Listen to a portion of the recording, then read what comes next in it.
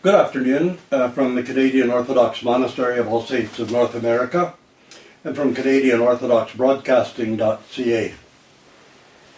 This is another edition of my All Things Considered with a tip of the hat to National Public Radio down in America. And I had begun talking about the conflicts between morality, ethics, and law. Ethics in general, is, at least in the context of our discussion, are a system of secular morals or secular standards divided into several aspects. For example, you have medical ethics, you have legal ethics, you have ethics in politics, although that might be an oxymoron to mention ethics and politics in the same breath. However, there are ethical standards set by different trades and professions, as there were in the ancient guilds. And these fall outside the category that we would call morality because we generally associate morality with religious principles, although unfairly, because morality can come, moral concepts and moral codes as such can come from absolutely non-religious sources. Indeed, certain moral concepts are really what I would call foundational moral principles are actually biologically ingrained in humanity. They're actually there sort of in a permanent basis, somewhat like Immanuel Kant suggested, that there actually is a almost genetic sense that we would call morality, although it has mostly to deal with our group interactions and our interhuman actions with other individuals, neighbors, human beings. These things are really things that have developed in an evolutionary process and are recognizable in other types of animals, especially those who are social animals. But anyway, we were going to leave our ideas, our concepts, for the time being, in that ethics, a kind of secular standard pertaining to different trades and professions, as well as social interactions. But we'll leave, for the time being, we'll leave morality within the religious realm. Law, of course, is shaped by both or neither morality and ethics. Law is written or drafted to protect, primarily to protect the interests of those who are writing the laws and to protect the structure of any given society. They have little to do with actual morality or with acts of conscience. They have to do with what any group of people feel is necessary for their own self-interest, for the preservation of their self-interest in society and culture. And to begin this, I'm going to make a little tribute that brings us to this conflict in an extremely big, bold, and shocking way. Some of you have read about Malala Yousafzai. Some of you, I don't know if you can see this very well on the video, but some of you will have seen her picture in your own local newspapers, certainly in the Toronto Globe and Mail and in the Vancouver Sun. There are two things about Malala that strike me. One is, you've seen some of my broadcasts in which I praise the younger generation and suggest that the younger generation in general, or as a whole, is really better than my generation and perhaps many previous generations of those still alive and still griping and complaining about our youth. I'm deeply impressed by some of the things our youth do, and I find it very hopeful. Malala was a 14-year-old girl living in the most dangerous part of Pakistan, the Swat Valley region, which is controlled by the Taliban, controlled by fundamentalists. The Taliban ordered her assassination. She was shot twice in the head. So far as I know, she hasn't died yet, but she's in critical condition. What was her sin? Now this is bringing it up because the Taliban, the fundamentalists, say that they were going to kill her on moral grounds because of her immorality. And what was her shameless immorality? She wanted an education. And she wanted other girls to be able to have an education. She had become an activist in the principle of girls and young women having an education. And this, you see, according to fundamentalist Islam, is immoral. It's a sin. She deserves to die because she wanted an education. Of course, a lot of people in Pakistan are outraged and horrified by this. Technically, it might not be against the law to have tried to kill her. If Pakistan was governed by strict Sharia law, it would not be against the law to kill the girl. After all, education can be very dangerous. It might lead people to see the fraudulence and falsehood of fundamentalism, and it might lead them to look at the higher aspects of the Quran and put aside some of the hadiths, which are perhaps the worst part of the teaching in Islam, or the hadiths, and might have looked at a higher level, the more impressive level of the Quran itself. Might have even become addicted to the teachings of Sayyid Nursi, the great Turkish philosopher who was opposed to political Islam and opposed to compulsion in religion.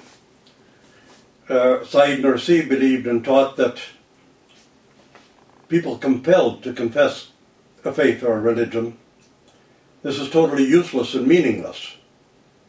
Anyone can serve their own best interests by yielding and professing a religion, communism, or whatever is necessary in any given state or situation. Sayyid Nursi, the author of the Risale-i Nur, great collection of spiritual philosophical works, thought that people had to believe from the heart and accept from the heart, not from compulsion. Because, of course, no one actually accepts any religion by compulsion. They only mouth it. But from the heart, people can. And Malala was a person who loved learning. She loves books. She loves knowledge. And she understood that so many of the young women in her community had the same desire for learning and knowledge, and that they could contribute to their society and their culture, and even contribute somehow to the world. Those women who have been allowed to proceed in sciences, for example, in medicine, have contributed enormously to the welfare of the human race. And perhaps Malala thought, we're as intelligent as women in any other country. We could contribute also. In any case, she's a beautiful young girl, 14 years old,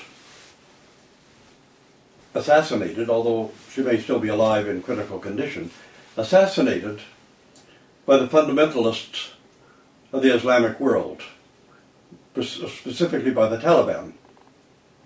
Now we don't have exactly, I would never suggest that fundamentalist religious Christians would be assassinating a young woman like this. But I do know that fundamentalists in general find education antithetical to their position. The most virulent fundamentalists, the ones who call themselves creationists, who oppose scientific education, for example, are also enemies of education, just as the Taliban is, except that they don't want any people to become too educated.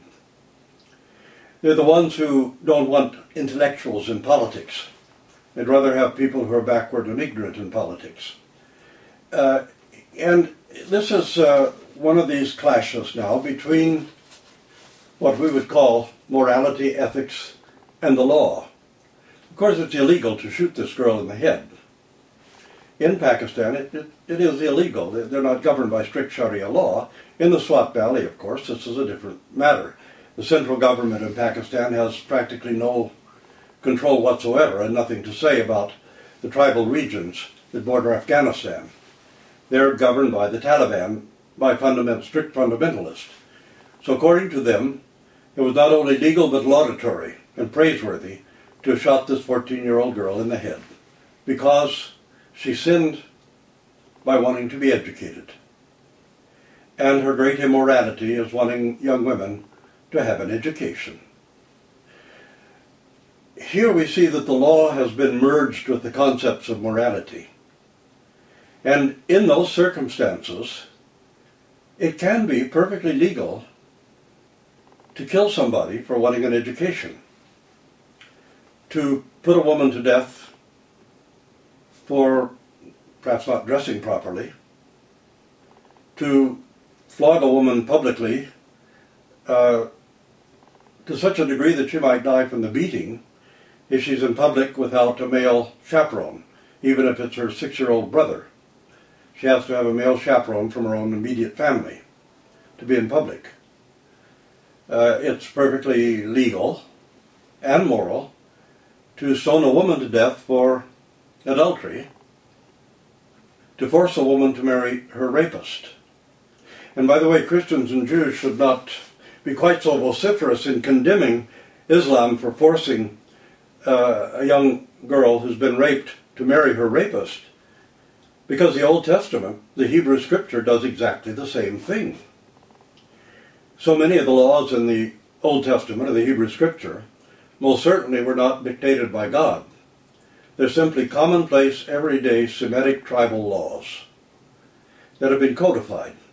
That's why you find the same law in Afghanistan, in North Africa, in Saudi Arabia, and these other places. Remember during the Libyan uprising, when 3 sisters were trying to flee home from school for safety's sake, they were raped by soldiers on the way home.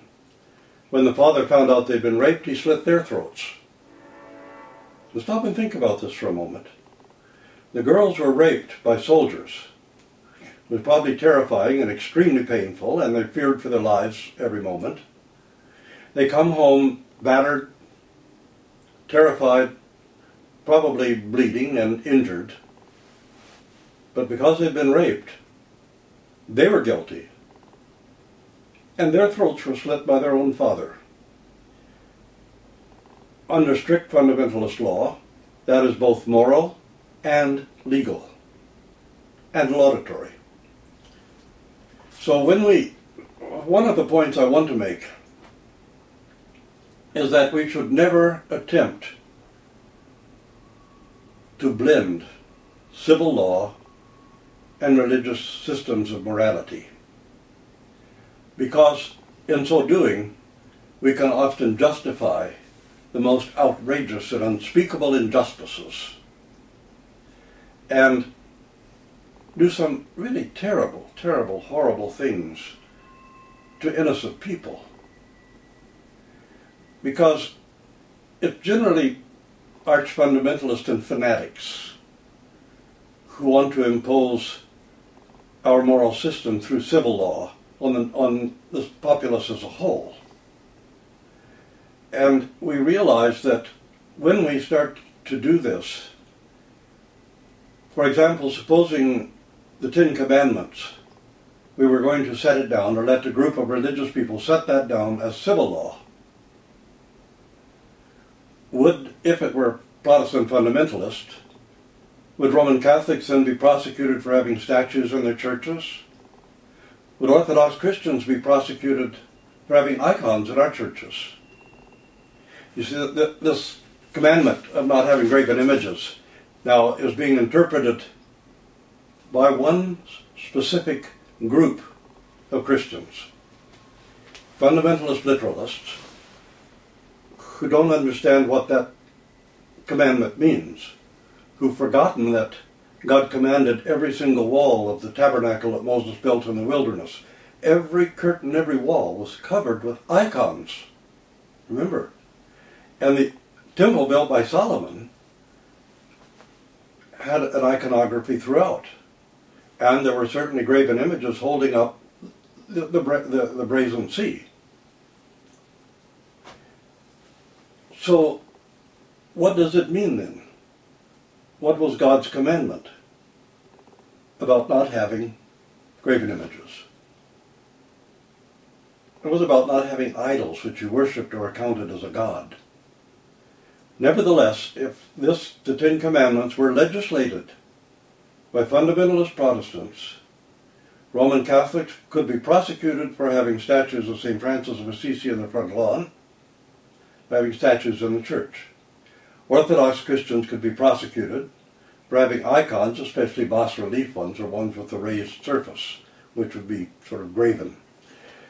So you see what happens now when we try to combine the two. Moral laws, as laws themselves, are set by the standards of the society and the culture which is governed by them. Because remember, a part of the movement of democracy itself, and I don't think any Protestant fundamentalist in America, we have so few in Canada, but in Canada as well, in Britain, none of them would want to give up the parliamentary democratic system. And it's liberal democracy. That's the system upon which all the British-derived countries are founded, including India.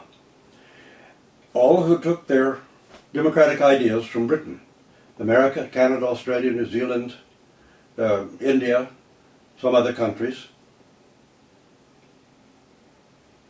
the will of the people who are being governed has to have something to do with the law and the governance. It's not supposed to be dictated to them by an oligarchy or by an elite hierarchy, say fundamentalist Christians or Puritans. But the moral laws, the laws that govern civil morality, have to be set by the society as a whole. And ultimately, the pressure of the majority is what brings these laws to pass. You know, I believe the Declaration of Independence of the Constitution, that government receives its authority from the people, and that the consent of those who are being governed is necessary for those who are doing the governing.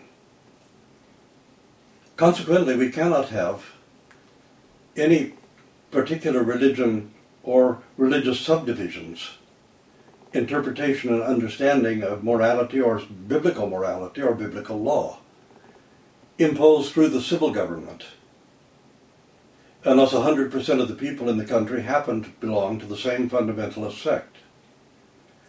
Because that, of course, destroys the fundamental basis of the Constitution or the Canadian Charter. And so there is always a tension between religious morality and law. And there's always there can sometimes be a tension between ethical codes and what we consider to be morality according to our religion, our religious interpretation. People who establish ethics for any given organization or professional group or guild or whatever, are under no obligation to make that conform to the moral theory of any given religion, or the moral system or moral code of any given religion. Now, everyone is free to argue for their moral positions. For example, pro-life people, actually anti-abortion people, are certainly free in a democratic society and really compelled by their own conscience to profess being opposed to abortion and to do so publicly. That is a part of the gift of liberal democracy. We can all voice these opinions, we can all carry placards and denounce abortion as we wish. On the other hand, we cannot impose, contrary to the majority of the nation itself, or the social ethic in the nation, those laws upon the nation. We have to try to form a consensus and to convince people, and if we get a majority of the population significant enough to support an issue, then we can, of course, have it brought before Congress, before Parliament, or something like that. But you see, there's always going to be this tension, and we have to recognize and sometimes even appreciate that tension and that kind of disagreement. The tension between law and doctrine, religious doctrine, is always valuable because it sharpens one's thinking and it sharpens one's interest in the political system, the political structure, and also helps one explore the spiritual dimension in a greater way. When you see religious groups, though, that want to ban the teaching of science in schools, public schools, and sometimes to teach a fraudulent anti-science in those schools, that shouldn't be allowed. There are two aspects to that. First of all, imposing your own doctrine, now because creationism is a doctrine, it's not a science, on other people, and not allowing them to be educated properly and to learn. And yet the future of our nation and the future of America both rest on having people who are scientifically and technologically literate, who are developing and advancing technology and science in our own two countries, so that we can compete with the rest of the world. If we were to follow this religious doctrine, this fundamentalist religious doctrine, and teach this kind of Whig or fraudulent pseudoscience of creationism, or intelligent design, which is laced with religious doctrine, ultimately, take America, for example, where this is a big issue. How much further would America fall behind nations like India and China and Russia in technology and science, and therefore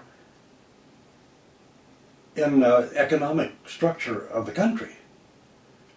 One of the main imports now is technology, and hopefully more of it's exported, rather, in finished products, technological products. And when we export technology, we export, of course, the United States is one of the biggest weapons dealers. Russia, of course, is there as well. That's a technology, although it's a technology of death and war. But other forms of technology should be being exported in finished sort of products. Science and technology are essential to the economic survival of any modern country. So this attempt to impose what many fundamentalists would consider a moral dilemma, to impose an anti-science against science in the country, is damaging to the whole nation, not just those states in which they have enough votes to push this through. So you always have this tension, though, and it's always going to be there. And I want to explore that tension little by little. I'm not going to do it today because this broadcast is as long as it should be already. And I'm going to make another really brief broadcast right now as a follow-up. But this broadcast will bring to an end right now and make a brief following one.